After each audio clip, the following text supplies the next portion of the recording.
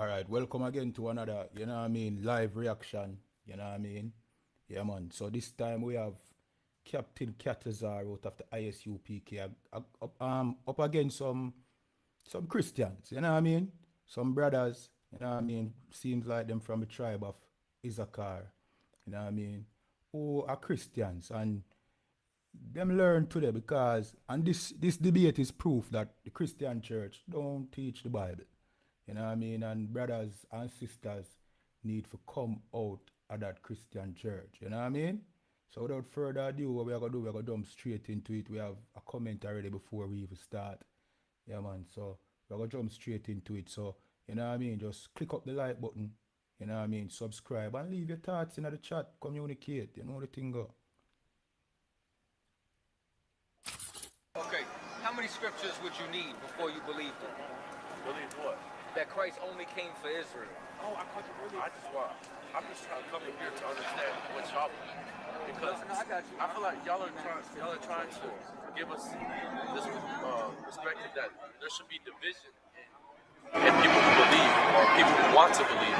Like they're like as a person who wants to see Jesus Christ, as somebody who wants to have his peace and his love, there should be no limitation, or there should be no, you have to be black, you have to be Hispanic, you have to be this, you have to be that. It should be free to anybody. Let me show you what Christ said. You ready? Yeah. This is the book of Matthew, chapter 10, verse 34. Think not that I am come to send peace on earth. What? Peace on earth. See, a moment ago, you were just talking all that peace talk. Christ didn't come to send peace on earth. Go ahead. I am come not to send peace, but a sword. But a what? A sword. A what? A sword. Meaning Christ is coming to set conflict. Now here's the first level of conflict that Christ came to set off. Go ahead. Verse 35. For I am come to set a man at variance. At variance, meaning at odds. Go ahead. Against his father. Against who? His father. So the first thing is, if you come to serve Christ and your father doesn't, y'all two are going to be against each other. Never mind if it was someone of another nation. Go ahead. And the daughter against her mother. Go ahead. And the daughter-in-law against her mother-in-law. Go ahead. Verse 36. And a man's foes. And a man's who? Foes. And a man's who? Foes. Go ahead. Shall be they of his own household. That's the first thing when you come to really serve Christ. When you come to really serve Christ, everybody's going to be against you because his message was one of revolution. It's a very revolutionary thing to say that God only loves Israel. Right. You understand? Here's something else too. What does the word holy mean? We're reading the Holy Bible. Do you know what the word holy means? Holy means, from what I understand, holy would be perfect and clean, washed. Okay, no. The actual definition, it comes from the Hebrew word kodash. It means separate. The first thing that you got to understand is God chose a holy people. The holy people is Israel, which means what? This is a separate people from everybody else. Brother, if you separate somebody, that's division. You understand? Now, let's read what Christ said about who he came for. Read. Matthew chapter 15, verse 24. But he answered and said, I am not sent, but into the lost sheep of the house. No, I'm sent to everybody. I'm not sent, Go ahead. but into the lost sheep of the house of Israel. Christ said, I am only sent to the lost sheep of the house of Israel. Out his own mouth, he said he didn't come for nobody else. So why are we of everybody or of Israel? So that's The lost sheep, hold on, the lost sheep of who? Israel. Yeah. Israel. I heard that. Yeah. So his words don't change. So you would say that Jesus still is only here for the lost in Israel. He's not here for me, you, anybody here in America. Of Israel. It didn't say in Israel. Okay, but it said of Israel. You understand? I'm of Israel. He's of Israel. He's of Israel. What makes him of Israel? Okay, I got you, right? The people that you would consider blacks, Latinos, and Native Indians, these are the lost sheep, right? What's your nationality? Mexican. Okay, Mexican, right? Like Los Indios or Conquistador? What was your father? Like Native or? I have no idea. I just know I ancestors from Mexico. The fact that you don't know is really a good sign because our people were conquered. So, who was living in Mexico before Cortez invaded the peninsula? Spanish. No, the Spanish was Cortez. Who is living? Oh, I'm not sure. The indigenous, the natives, right? You had the Aztecs, you had the Mayans, right? On the other side in South America, you had the Incas in the Caribbean, you had the Tainos, right? What was their language? What was the Indian language in Mexico before Spanish? You see how you don't know? That's why we're lost. Right. We're lost because they came and took our identity. We're lost because we don't know who we are. The scripture says that the ass knoweth his master's crib. You understand? A donkey, an ass, is a very dumb animal, but even he know who he belongs to. But it says that Israel knoweth not and doth not consider. We don't know who we belong to because we've been conquered. Right. We don't know who we belong to, and that's why we're so messed up right now. So he said, what? Read that again. He answered and said, I am not sent, but unto the lost sheep of the house of Israel. Of the house of Israel. That's who he sent for. Those people in Israel right now, they're not even the real Israelites. They're Right. the synagogue of Satan. That's right. They're the ones that profess themselves to be Jews and are not. That's what Revelations is talking about. They're the synagogue of Satan. You understand? Christ came to redeem his people. You want to say something? I mean, I see your point. I see your point of like he came for the lost of Israel. So I can see your claim about how we are Israelites because we're lost. We don't know where we come from, or we don't know our foundation. But I can sit up there and listen. But what made me want to come up to you, I just wanted to understand what was the differences between our beliefs. The firm foundation is that we know that Jesus Christ is our Lord and Savior. We know that He is the Son of God. We know that He just came to bring salvation for the lost sheep, for the people who need that redemption of their sins. And as long as we can come into agreements that we know that Jesus Christ is our Lord and Savior, that we confess with our mouth and tongue that He's our Lord and Savior, and that we walk by Him every day, and we understand that we need Him to be holy and to be righteous and to have that salvation, to be forgiven of our sins. That's all that matters. All that we understand what the truth is, and not just the firm foundation of knowing that Jesus Christ is our Lord and Savior, that He died for all of our sins, and without Him, we're unrighteous.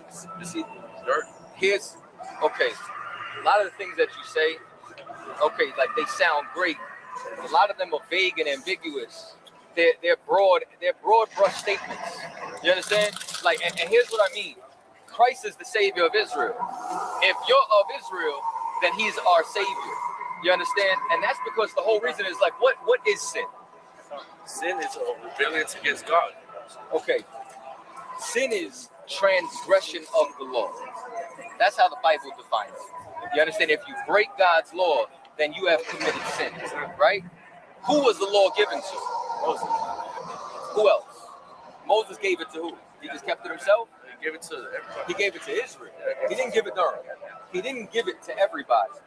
You give me Amos 3:1. You give me Psalm 147:19. Like this is the biggest misconception. Like the things that you're saying, right?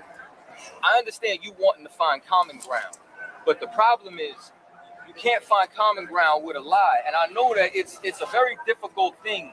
You understand? Like I could see, you know how I know y'all believe what y'all believe? You wearing representation of it. Belief isn't just saying you believe something. Belief is showing. I don't have to wear this shirt. No. But what I'm saying is, I perceive you as somebody who believes what you're saying because you out here with your camera crew, you out here with that shirt on, you willing to have the conversation. But what we have to do is we have to realize as a conquered people, we were taught lies and we have to scrutinize what was given to us and come down to the realization that maybe what we learned is wrong. It's what, okay? Let me ask you, so anything that I said, are you claiming that is wrong? What I'm saying is you're saying broad brush statements, but if I dig deep into every single one of them and scrutinize them, me and you are going to believe two different things about salvation, about what sin is, about who this applies to. You understand? So we got to be a little bit more succinct and specific before we try to find common ground. Now let me show you what I mean. Read what you're saying. What Amos 3:1. What's up? What? This is Amos chapter 3 verse 1. And now this is on what I was just talking about a moment ago, that God only dealt with Israel and about that law part. Because a moment ago you said He gave the law to everybody. Moses didn't give the law to everybody. He gave it to Israel. You read this first, and then you got Psalms 147. Yes. Amos chapter 3, verse 1. Hear these words that the Lord has spoken against you, O children of Israel. No, O children of everybody. O children of Israel. O children of the earth. O children of Israel. Again, we see God is addressing Israel. Against the whole family. The whole family. La familia. This is a family affair. This is blood. Go ahead. Which I brought up from the land of Egypt. Go ahead. Saying, you only have I known. You what? You only have I known. Go ahead. Of all the families of the earth. There's a lot of other families of the earth. God said he only knows Israel. Go ahead. Therefore, I will punish you for all your iniquity. Because iniquity is sin. The law was only given to Israel. So therefore, God punishes Israel because if you knew better, you do better. You got to be held accountable for what you know. Read. It's the book of Psalms, chapter 147, verse 19. He showeth his word unto Jacob. Unto who? Jacob. Jacob is the progenitor of the tribes of Israel. Go ahead. His statutes and his judgments unto Israel. His judgments and his statutes unto Israel. His punishments, his penalties, everything that he's done. All these ordinances. For who? Unto Israel. Not everybody. Go ahead. Verse 20. He hath not dealt so with any nation. With what? Any nation. God hasn't dealt so with any other nation. Go ahead. And as for his judgments, they have not known them. The other nations have not experienced God's judgments like we have. Go ahead. Praise ye the Lord. And then right after he says God don't know anybody else, he says praise the Lord. We're God's chosen people. That's right. I got a question for you. Why did a Jew have to die? Why would I have to die? No. Not Jew. as in you. Oh, I thought you said. Why would a Jew, Jew, Jesus Christ is from the tribe of Judah, shorthand Jew. Why does a Jew have to die? It's a sin against God. Whoa. Christ never sinned. Oh, why would Jesus have to die? Jesus is a Jew. Yeah, exactly. Jesus is the only perfect sacrifice. The only holy person that could. He was just sent from God. Why wasn't a Moabite sent? You understand? Why wasn't an Edomite sent? Why wasn't an Elamite sent? Why did a Jew have to be sent? See, that's a very important question. Do you believe that we serve a fair and a just God? So walk with me for a second, right? You mean to tell me that this book just said God doesn't deal with any other people? You mean to tell me we read another verse that said God has only judged Israel and hasn't known anybody else? And then now, after all the captivities, all the judgments, all the punishments, he couldn't find a righteous Gentile or non-Israelite to die to bring them into the fold? So you mean to tell me they never get punished, they never get judged, they never had the covenant, and none of them got to die, but now Christ got to come die for them? Does that sound fair and just? That's God's image. That's God Himself. That's God Himself. Who else could?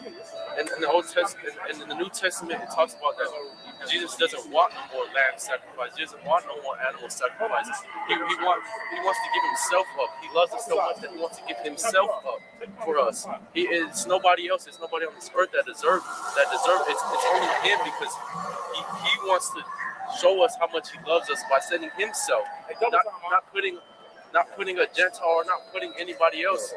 He wants to. Now listen to me. He wants to put Himself in that predicament to show us how much He loves us, how much mercy He has. Okay. Again, you're giving me a lot of vague things, and you keep saying for us like these broad brush statements of inclusion for everybody. You just claim that we're Israelites because we're Right, but the difference is when I say it, I know I'm just talking about us. You're talking about heathens too. You're talking about other people. That's why I say if we get specific, it's going to be real different. And there's a reason why I said, then what did the other nations have to do? Then what makes you different from somebody sitting over there or somebody walking over here? What makes you different? Okay, what makes me different, you understand, is number one, I'm an Israelite. What makes you said an Israelite is somebody who is lost. He doesn't know where they come from, right? Okay, we in this time are now waking up. We at this time, you understand, have actually been visited by Christ. You understand? Meaning that we've gone and learned how to actually serve him and to come back into the fold and to come back to the truth. So That was the whole point of it. That's what makes it different.